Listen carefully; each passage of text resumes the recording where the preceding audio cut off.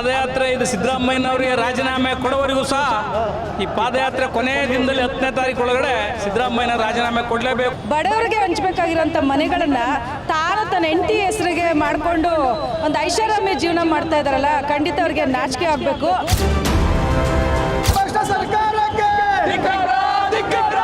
ಯಾವ ಉದ್ದೇಶಕ್ಕೋಸ್ಕರ ಈ ಹೋರಾಟ, ಈ ಪ್ರತಿಭಟನೆ?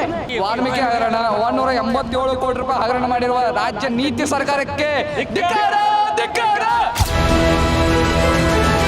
ಬಿಜೆಪಿಯವರ ಮೇಲೂ ಕೂಡ ಆರೋಪಗಳು ಬರ್ತಿದ್ದಾವೆ. 21 ಹಗರಣಗಳನ್ನ ಬಯಲಿಗೆ ತೆಗಿತೀವಿ ನಾವು ಅಂತ. ಸಿದ್ದರಾಮಯ್ಯ ಅವರ ವಿರುದ್ಧ ಮಾತಾಡಬೇಕು ಅಂತಂದ್ರೆ ಧೈರ್ಯ ಬೇಕು ಯಾರಿಗಾದ್ರೂ. ನಮ್ಮ ವಿಜೇಂದ್ರ ಅವರು ಅವ್ರ ಪಕ್ಕ ಗ್ಯಾರಂಟಿ ಇಟ್ಕೊಂಡೇ ಈಗ ಯಾತ್ರೆ ಮಾಡ್ತಿರೋದು. ಪಾದಯಾತ್ರೆ ನಡೀತಾ ಇದೆ. ಪಾದಯಾತ್ರೆಯಲ್ಲಿ ಸಾಕಷ್ಟು ಜನ ಸೇರಿದ್ದಾರೆ. ಒಬ್ಬೊಬ್ಬರನ್ನ ಮಾತನಾಡಿಸ್ತಾ ಹೋಗೋಣ. ಸರ್, ಪಾದಯಾತ್ರೆ ನಡೀತಾ ಇದೆ, ಏನು ಹೇಳ್ತೀರಿ? ಪಾದಯಾತ್ರೆ ಇದು ಸಿದ್ದರಾಮಯ್ಯನವರಿಗೆ ರಾಜೀನಾಮೆ ಕೊಡುವವರೆಗೂ ಸಹ ಈ ಪಾದಯಾತ್ರೆ ಕೊನೆಯ ದಿನದಲ್ಲಿ 10ನೇ ತಾರೀಕು ಒಳಗಡೆ ಸಿದ್ದರಾಮಯ್ಯನ ರಾಜೀನಾಮೆ ಕೊಡಲೇಬೇಕು. ಯಾಕೆಂದರೆ ಇವತ್ತು ಮೂಡಾದಲ್ಲಿ ಅವರೇನು ಅಕ್ರಮವಾಗಿ ಸೈಟನ್ನು ಅವ್ರ ಹೆಂಡತಿ ಹೆಸರಲ್ಲಿ ಕದ್ದು ಇವತ್ತೇನು ಬರ್ಸ್ಕೊಂಡಿದ್ದಾರೆ, ಅದು ಜಗಜ್ಜಾಹೀರಾಗಿದೆ. ಯಾವುದೇ ಕಾರಣಕ್ಕೂ ಈ ಕೇಸಲ್ಲಿ ಸಿದ್ದರಾಮಯ್ಯನವರು ಅವ್ರು ಯಾವುದೇ ಲಾಯರ್ಗಿರಿನೂ ನಡೆಯಲ್ಲ. ಇದು 100ಕ್ಕೆ 100 ರಾಜೀನಾಮೆ ಕೊಡಲೇಬೇಕು. ರಾಜ್ಯದ ಜನತೆ ಅವರೇನು ಕ್ಲೀನ್ ರಾಮಯ್ಯ, ನನ್ನ ಬಾರಿ ಸ್ವಚ್ಛ ಅಂತೇಳಿ ತಾನು ತಿಂದು ಮೇಕೆ ಬಾಯಿಗೆ ಒರೆಸ್ದಂಗೆ ಬೇರೆಯವ್ರ ಹತ್ರ ಕಳ್ಳತನ ಮಾಡಿಸ್ತಿದ್ದಂಥ ಸಿದ್ದರಾಮಯ್ಯನವರು ಇವತ್ತು ಕೋಟ್ಯಾಂತರ ರೂಪಾಯಿ ಬೆಲೆ ಬಾಳಂಥ ಸೈಟನ್ನು ಅವ್ರ ಹೆಂಡತಿ ಹೆಸರಿಗೆ, ಅವ್ರ ಕುಟುಂಬದವರ ಹೆಸರಿಗೆ ಬರ್ಸ್ಕೊಂಡಿರೋದು ಇವತ್ತು ನಾಡಿನಲ್ಲಿ ಇವತ್ತು ಅವರೊಬ್ಬ ಕಡು ಭ್ರಷ್ಟ CM ಅನ್ನೋದು ಸಾಬೀತಾಗಿದೆ. ಅಷ್ಟೇ ಅಲ್ಲ, ವಾಲ್ಮೀಕಿ ನಿಗಮದಲ್ಲಿ ದಲಿತ ಸಮುದಾಯದವರು ಸೇರಬೇಕಾದಂಥ ಹಣನ ಇವತ್ತು ಅವರೇ ಒಪ್ಕೊಂಡಿದ್ದಾರೆ. ಇದು ವಿಧಾನಸಭೆಯಲ್ಲಿ 89 ಕೋಟಿ ಹಣ ಮಿಸ್ಯೂಸ್ ಆಗಿದೆ ಅಂತೇಳಿ. ಹಂಗಿದ್ರೂ ಸಹ ಆ ದದ್ದಲ್ನಾಗಲಿ ಅಥವಾ ನಾಗೇಂದ್ರನಾಗಲಿ ಅವ್ರನ್ನ ಸಸ್ಪೆಂಡ್ ಮಾಡೋದಾಗಲಿ ಬೇರೆ ಯಾವ ಕೆಲಸನೂ ಮಾಡಲಿಲ್ಲ. ಅನಿವಾರ್ಯವಾಗಿ ಇಡಿ ಬಂದಿದ್ದರಿಂದ ಇವತ್ತು ಇವರ ಎಲ್ಲ ಬೆಳೆಕಾಳು ಇವತ್ತು ಬಯಲಾಗಿದ್ದಾವೆ.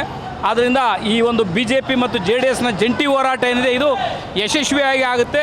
ಮೈಸೂರಿಗೆ 10ನೇ ತಾರೀಕು ಹೋಗೋದ್ರೊಳಗಡೆ ಸಿದ್ದರಾಮಯ್ಯ ಅಷ್ಟೇ ಅಲ್ಲ, ಅನೇಕ ಜನಗಳು ಇದರಿಂದ ತಲೆದಂಡ ಆಗುತ್ತೆ ಅಂತೇಳಿ ನಾನು ಭಾವಿಸ್ತೀನಿ. ಮಹಿಳೆಯರು ಕೂಡ ಪಾದಯಾತ್ರೆಯಲ್ಲಿ ಭಾಗಿಯಾಗಿದ್ದಾರೆ. ಅವ್ರು ಕೇಳೋಣ, ಈ ಉದ್ದೇಶ ಹೇಗಿದೆ, ಇದು ಈ ಒಂದು ಪಾದಯಾತ್ರೆ ಯಶಸ್ವಿ ಆಗುತ್ತಾ ಅಂತ ಹೇಳಿ. ಮೇಡಮ್ ನಮಸ್ಕಾರ, ನೀವು ಕೂಡ ಪಾದಯಾತ್ರೆಯಲ್ಲಿ ಭಾಗಿಯಾಗಿದ್ದೀರಿ, ಮಹಿಳೆಯರಾಗಿ ಏನು ಹೇಳ್ತೀರಾ? ಇದು ಮೂಢ ಯಾತ್ರೆ ಅನ್ನೋದು ಪ್ರತಿಯೊಬ್ಬರಿಗೂ ಗೊತ್ತಿದೆ, ಎಂಥ ದೊಡ್ಡ ಹಗರಣ ಅಂತ. ಅದು ಯಾಕೆ ಇಷ್ಟು ದಿನ ಈ ರೀತಿಯಾಗಿ ಜನಕ್ಕೆ ಮೋಸ ಮಾಡ್ಕೊಂಡ್ಬಂದರು ಅಂತ ಗೊತ್ತಿಲ್ಲ ಸಿದ್ದರಾಮಯ್ಯರು. ಅದು ದಲಿತರದ್ದು ಒಂದು ಆಸ್ತಿನ ಕಬಳಿಸಿ ಬಡವರಿಗೆ ಹಂಚಬೇಕಾಗಿರೋಂಥ ಮನೆಗಳನ್ನು ತಾನು ತನ್ನ ಹೆಂಡತಿ ಹೆಸರಿಗೆ ಮಾಡಿಕೊಂಡು ಒಂದು ಐಷಾರಾಮಿ ಜೀವನ ಮಾಡ್ತಾ ಇದ್ದಾರಲ್ಲ, ಖಂಡಿತ ಅವ್ರಿಗೆ ನಾಚಿಕೆ ಆಗಬೇಕು. ಹಾಗಾಗಿ ನಾವು ಈ ಹೋರಾಟದ ಮುಖಾಂತರ ಅವ್ರು ಈ ಹೋರಾಟನ ನಾವು ಮುಗಿಸ್ಕೊಂಡು ಬರೋ ಅಷ್ಟರೊಳಗಡೆ ಖಂಡಿತ ರಾಜೀನಾಮೆ ಕೊಡಲೇಬೇಕು. ಕೊಡೋವರೆಗೂ ನಾವು ಈ ಹೋರಾಟನ ನಿಲ್ಲಿಸಲ್ಲ ಅಂತ ಹೇಳ್ತೀನಿ. ಧಿಕ್ಕಾರ ಧಿಕ್ಕಾರ. ಈಗ ಬಿಜೆಪಿಯವ್ರ ಮೇಲೂ ಕೂಡ ಆರೋಪ ಮಾಡ್ತಿದ್ದಾರೆ, 21 ಹಗರಣಗಳಿದಾವೆ ಬಿಜೆಪಿಯವರದ್ದು, ನಾವು ಹೊರಗೆ ತೆಗಿತೀವಿ ಅಂತ ಹೇಳಿ. ಬರಲಿ, ಅವರು ಇದೇ ರೀತಿಯಾಗಿ ಹೋರಾಟ ಮಾಡಿ ಅವರು ಒಂದು ಹೊರಗಡೆ ತೋರಿಸ್ಲಿ, ಬಂದು ಅವರೊಂದು ಪ್ರೂಫ್ ಕೊಡಲಿ ಏನಂತ. ಅಲ್ಲ, ಅವರೊಂದು ಪ್ರೂಫ್ ತೋರಿಸ್ಲಿ. ಹೋರಾಟ ನಾವು ಧೈರ್ಯವಾಗಿ ಇಷ್ಟು ಜನ ಸಾವಿರಾರು ಸಂಖ್ಯೆಯಲ್ಲಿ ಬಂದು ಸೇರಿ ನಾವು ಹೋರಾಟ ಮಾಡ್ತಾ ಇದ್ದೀವಿ. ತಾನು ಬಂದು ಹೊರಗಡೆ ಹೋರಾಟ ಮಾಡಲಿ ಅಂತ ನಾವು ಈ ಮುಖಾಂತರ ಕೇಳ್ಕೊತೀವಿ ಸಿದ್ದರಾಮಯ್ಯರಿಗೆ. ಸರ್, ನಮ್ಗೆ ಅಡ್ಜಸ್ಟ್ಮೆಂಟ್ ಸರ್ಕಾರ ಬೇಡ, ನಮಗೆ ಸೂಪರ್ ಕೇಪಬಲ್ ಸರ್ಕಾರ ಬೇಕು. CD ಶಿವು ಬೇಕಂತ ಪ್ರೂಫ್ ಹಾಕ್ಲಿ, ಒಂದು ಪ್ರೂಫು ಸಿಗಲ್ಲ. BJP JDS ಸತ್ಯಕ್ಕೆ ನಿಂತಿದೆ, ನಾವು ಗೆದ್ದೇ ಗೆಲ್ತೀವಿ. ಈ ಸ್ಟ್ರಗಲ್ ಜನರಿಗೋಸ್ಕರ ನಾವು ಗೆದ್ದೇ ಗೆಲ್ತೀವಿ. Thank you. ಯಾತ್ರೆ ಸಾಗ್ತಾ ಇರೋದು ನೀವು ಗಮನಿಸ್ತಾ ಇದ್ದೀವಿ. ಆಂಬುಲೆನ್ಸ್ ವ್ಯವಸ್ಥೆಯನ್ನು ಕೂಡ ಮಾಡಲಾಗಿದೆ. ಸಾಕಷ್ಟು ಜನ ಬರ್ತಾ ಇದ್ದಾರೆ.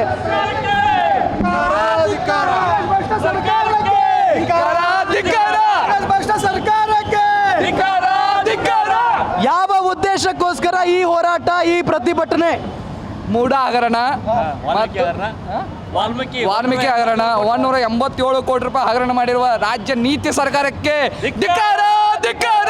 ಕಾಂಗ್ರೆಸ್ನವ್ರು ಹೇಳ್ತಿದ್ದಾರೆ, ನಾವು ಏನು ಭ್ರಷ್ಟಾಚಾರ ಮಾಡಿಲ್ಲ, ಏನೂ ಹಗರಣ ಮಾಡಿಲ್ಲ, ಬಿಜೆಪಿಯವ್ರ ಕಾಲದಲ್ಲಿ 21 ಹಗರಣಗಳು ನಡೆದಿದ್ದಾವೆ ಅಂತ. ಭ್ರಷ್ಟಾಚಾರ ಹಾಗಾದ್ರೆ ಹಗರಣ ಮಾಡಿಲ್ಲ ಅಂದರೆ ಬಿ ನಾಗೇಂದ್ರ ಯಾಕೆ ರಾಜೀನಾಮೆ ಕೊಡಬೇಕಾಗಾದ್ರೆ? ಎಲ್ಲ ಅವರೇ ಮಾಡಿ ಈಗ ಅವ್ರವ್ರ ಮೇಲೆ ಹಾಕ್ತಾ ಇದ್ದಾರೆ. ಅವರು ಹಗರಣ ಮಾಡಿಲ್ಲ ಅಂದರೆ ಸ್ಪಷ್ಟನೆ ಕೊಡಬೇಕಲ್ಲ. ಸ್ಪಷ್ಟನೆ ಕೊಟ್ಟರೆ ಹಗರಣ ಕ್ಲಿಯರ್ ಆಗುತ್ತೆ. ಅವ್ರು ಹೇಳ್ತಿದಾರಲ್ಲ, ಈಗ ನಾವು ಹಗರಣ ಮಾಡಿಲ್ಲ, ಬಿಜೆಪಿಯವರು ತಮ್ಮ ಲಾಭಕ್ಕೋಸ್ಕರ ಮಾಡ್ತಿದ್ದಾರೆ ಇದನ್ನೆಲ್ಲ ಅಂತ. ಅಲ್ಲ, BJP ಯಾವುದು ಲಾಭಕ್ಕಾಗಲ್ಲ. ಇದು ಮೂಢ ಹಗರಣ ಏನದಲ್ಲ, ಅತ್ಯಂತ ದೊಡ್ಡ ಹಗರಣ ಇದು. ಮತ್ತು ವಾಲ್ಮೀಕಿ ಅವರು 187 ಕೋಟಿ ರೂಪಾಯಿ ಹಗರಣ ಮಾಡಿದ್ದಾರೆ. ಅತ್ಯಂತ ಭಾಳ ಹಗರಣ ದೊಡ್ಡದಾಗಿದೆ ಇದು. ಏನು ಹೇಳ್ತೀರಿ ಈಗ? ಈ ಪಾದಯಾತ್ರೆಯಿಂದ ಏನು ಆಗಬೇಕು? ಅಂದರೆ ಈ ವಾಲ್ಮೀಕಿಯ ಸಮಾಜಕ್ಕೆ ಏನಿದೆ ಅಲ್ಲ, ಇದು ಹಗರಣ ಏನು 187 ಕೋಟಿ ಹೋಗಿದೆಯಲ್ಲ, ಅದು ಅವರು ಕುಟುಂಬಕ್ಕೆ ಎಲ್ಲಿ ಹೋಗ್ಬೇಕಲ್ಲ ರಿಟರ್ನ್ ಹೋಗ್ಬೇಕು ಅದು ಅಮೌಂಟ್ ಅವ್ರ ಸಮುದಾಯಕ್ಕೆ ನೀತಿ ಭ್ರಷ್ಟ ಸರ್ಕಾರ ಕೆಳಗಡೆ ಬೀಳಬೇಕು. ಸಿದ್ದರಾಮಯ್ಯನವರು ಮುಖ್ಯಮಂತ್ರಿ ಸ್ಥಾನಕ್ಕೆ ರಾಜೀನಾಮೆ ರಾಜೀನಾಮೆ ಕೊಡಲೇಬೇಕು. ಸಿಎಂ ಅವರು ರಾಜೀನಾಮೆ ಕೊಡಲೇಬೇಕು. ಅತ್ಯಂತ ಸರ್ಕಾರನೇ ರಾಜೀನಾಮೆ ಕೊಡಬೇಕು. ಸಿದ್ದರಾಮಯ್ಯ ಅಷ್ಟೇ ಅಲ್ಲ, ಸರ್ಕಾರನೇ ರಾಜೀನಾಮೆ ಕೊಡಬೇಕು. ಕಾಂಗ್ರೆಸ್ ಸರ್ಕಾರಕ್ಕೆ ಭಾಗಿಯಾಗಿದ್ದೀರಿ. ಈ ಪಾದಯಾತ್ರೆ ಯಶಸ್ವಿ ಆಗುತ್ತೆ ಅಂತ ಅನಿಸುತ್ತಾ ನಿಮಗೆ? ಡೆಫಿನೆಟ್ಲಿ ಯಶಸ್ಸು ಆಗುತ್ತೆ. ವಿಜೇಂದ್ರ ಅವರ ಜೋಶ್ ಇದೆಯಲ್ಲ, ಈ ನೂರಾರು ಕಾರ್ಯಕರ್ತರನ್ನ ಜೊತೆ ಕರ್ಕೊಂಡು ಹೋಗ್ತಿದ್ದಾರೆ. ನಾವು 7 ದಿನ ಪೂರೈಸಿ ಡೆಫಿನೆಟ್ಲಿ ಸಿದ್ದರಾಮಯ್ಯ ಅವರ ಸರ್ಕಾರದ ವಿರುದ್ಧ ಧ್ವನಿ ಎತ್ತೀವಿ. ಅವರು ರಾಜೀನಾಮೆ ಕೊಡೋವರೆಗೂ ನಮ್ಮ ಹೋರಾಟ ನಿಲ್ಲಲ್ಲ.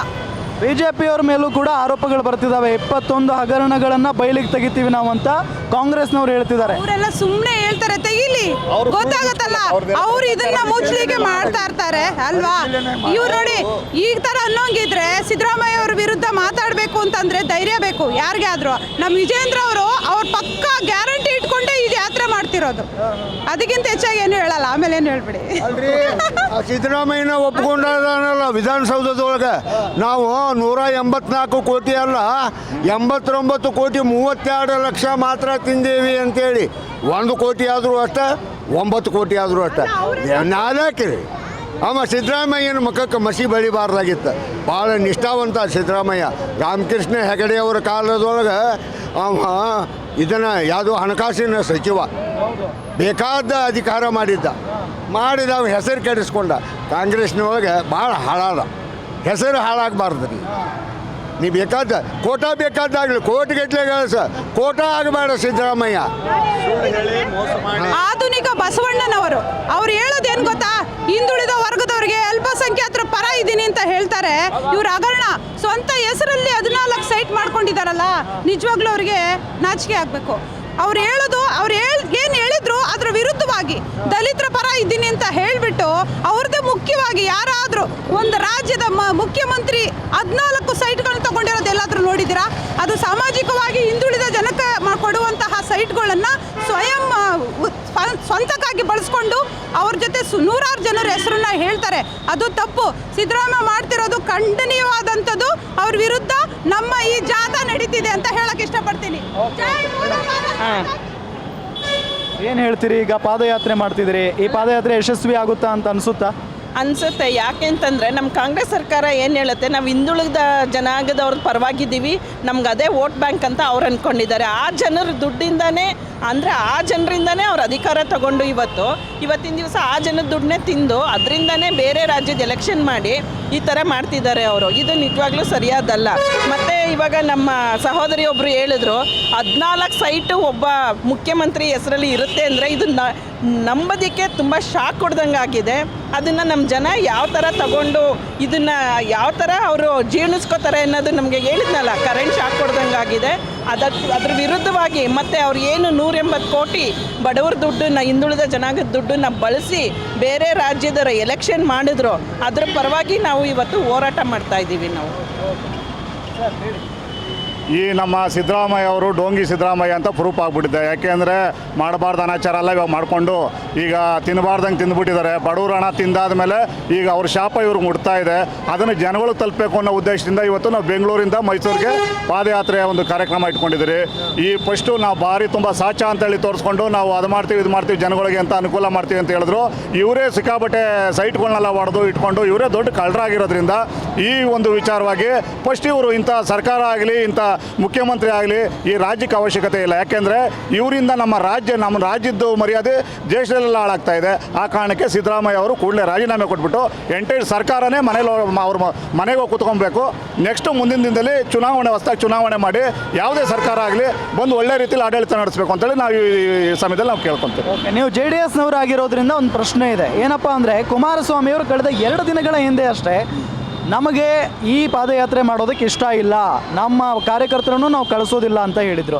ಈಗ ಸಡನ್ನಾಗಿ ಒಪ್ಕೊಂಡಿದ್ದಾರೆ, ಅಂದರೆ ಫೋರ್ಸೇಬಲಿ ಒಪ್ಕೊಂಡಿದ್ದಾರೆ ಅಂತ ಆಯಿತು. ಇಲ್ಲ, ರಾಜ್ಯದ ವಿಚಾರ ಬಂದಾಗ ರಾಜ್ಯದಲ್ಲಿ ಈಗ ಆಗ್ತಾರೋ ಈ ಅನ್ಯಾಯ ತಡಿಬೇಕು ಅನ್ನೋ ಒಂದು ಉದ್ದೇಶದಿಂದ ಕುಮಾರಣ್ಣ ಯಾವುದೇ ಒಂದು ಈ ಥರ ಸಮಸ್ಯೆ ಇದ್ದರೂ ಕೂಡ ಇರಲಿ, ಫಸ್ಟು ನಮ್ಮ ಪರ್ಸ್ನಲ್ಲು ಇನ್ನೊಂದು ಮತ್ತೊಂದು ಆಮೇಲೆ ಇಟ್ಕೊಳ್ಳೋಣ ಅನ್ನೋ ಉದ್ದೇಶದಿಂದ ಫಸ್ಟ್ ರಾಜ್ಯ ಚೆನ್ನಾಗಿರಬೇಕು. ಮತ್ತು ಬಡವರು ಹಣ ತಿಂದಿರೋರನ್ನ ಯಾವುದೇ ಕಾರಣಕ್ಕೂ ಕುಮಾರಣ್ಣ ಸಹಿಸ್ಕೊಳ್ಳೋಕೆ ಇಷ್ಟಪಡೋದಿಲ್ಲ.